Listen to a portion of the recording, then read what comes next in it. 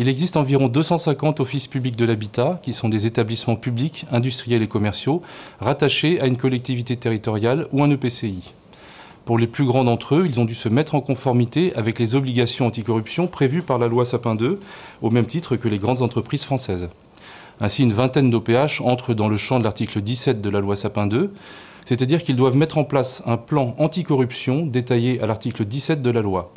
Cette obligation, si elle n'est pas remplie, peut donner lieu à des sanctions administratives ou pécuniaires de la part de l'AFA en cas de contrôle. Dans les faits, la grande majorité des OPH est concernée par un autre article de la loi Sapin II, qui est l'article 3, qui évoque la qualité et l'efficacité des procédures mises en œuvre au sein des organismes publics, comme les collectivités territoriales ou les administrations de l'État.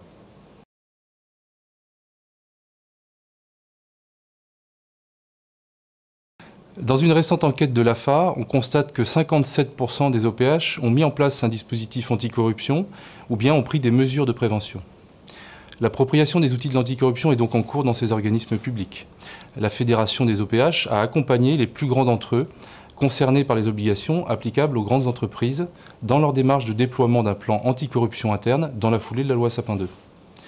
Un groupe de travail a été constitué avec les dirigeants des 19 OPH relevant de l'article 17.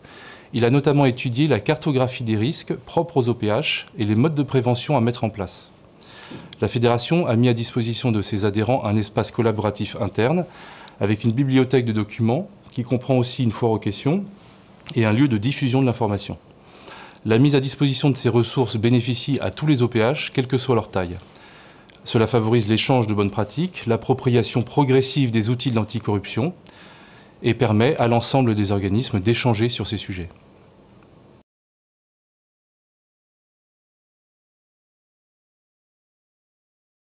La principale difficulté consiste à faire partager la démarche anticorruption le plus largement possible au sein de l'organisme. Cela ne doit pas être le seul fait des services de gestion, comme les services juridiques ou le marché public. La prévention des atteintes à la probité, c'est l'affaire de tous, des services opérationnels comme des services de soutien.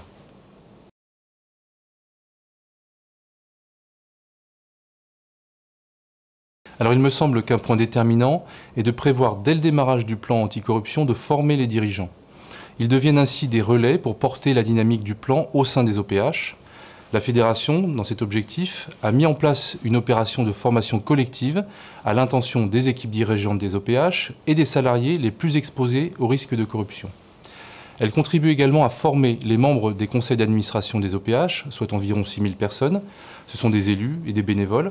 Il est important de les impliquer dans la prévention de manière à ce qu'ils soient vigilants dans l'exercice de leur mandat et dans la prise de décision au sein des OPH.